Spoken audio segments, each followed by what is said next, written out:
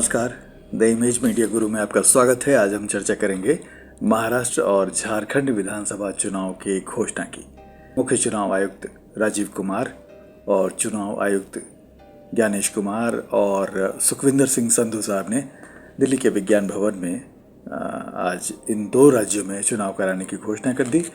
महाराष्ट्र के 288 विधानसभा सीटों के लिए एकल चरण में 20 नवंबर को चुनाव कराए जाएंगे और झारखंड में 2 चरणों में चुनाव होंगे। 13 मतदान होगा, 13 नवंबर को और 20 नवंबर को, और दोनों के नतीजे 23 नवंबर को घोषित कर दिए जाएंगे। तो ये 23 नवंबर का दिन जो होगा वो एक महाराष्ट्र की राजनीति के लिए और देश की राजनीति को नई दिशा देने वाला होगा, क्योंकि महाराष्ट्र की राजनीति बहुत ही विचित्र रही है। पिछले चुनाव में जब 2019 में चुनाव हुए थे तो किसी भी पार्टी को बहुमत नहीं हासिल हुआ था, और उस समय जो तत्कालीन गवर्नर साहब थे, राज्यपाल साहब, उन्होंने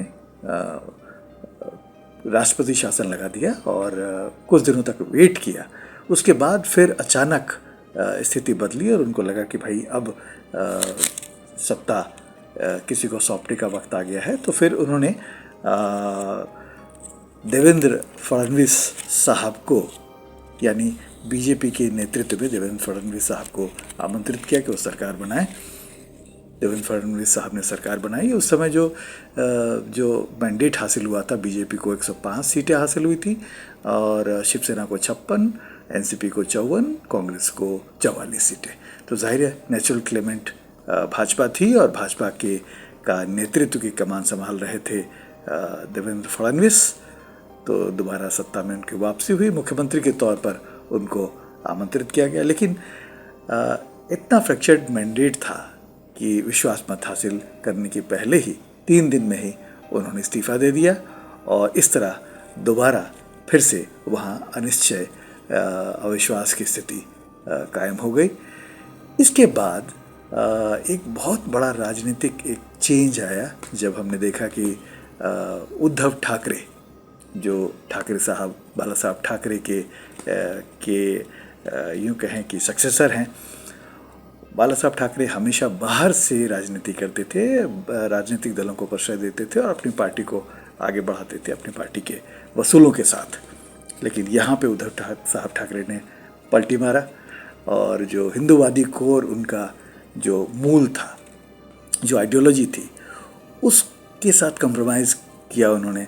कांग्रेस से हाथ मिला लिया। कांग्रेस अपने आप को सेकुलर पार्टी मानती है और ये हिंदूवादी पार्टी हैं, तो ये बड़ा बेमेल एक गठजोड़ रहा और इस तरह उद्धव साहब ठाकरे मुख्यमंत्री बन गए।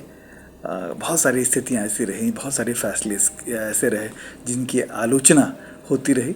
जाहिर है जब इनकी सरकार, उद्धव साहब ठाकरे की सरकार सत्ता में आ गई तो इसको एक नाम दिया गया इस पूरे संगठन को कि भाई हमने एक ऐसी सरकार बनाई है जो विकास करेगी, और विकास के नाम पर हमने एक संगठन का तो महाविकास अघाड़ी नाम दिया कि हमने विकास के नाम पर हाथ मिलाया है और हम महाराष्ट्र का विकास करेंगे।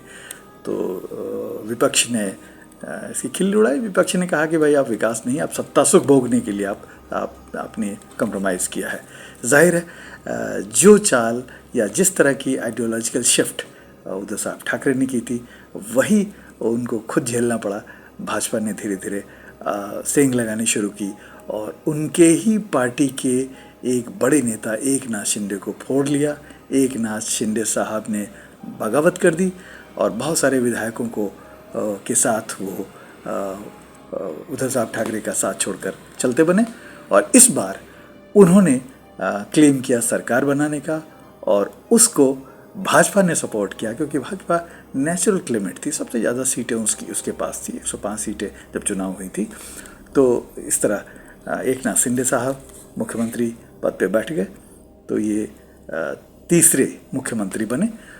लेकिन एकनाथ शिंदे साहब के साथ ही एक बड़ी बात ये हुई कि शिंदे साहब ने देखा कि भाई हम अगर सत्ता में बने रहना चाहते हैं तो एक और एलिमेंट जो है, जो बहुत ही महत्वाकांक्षी एलिमेंट है, वो थे अजीत पवार।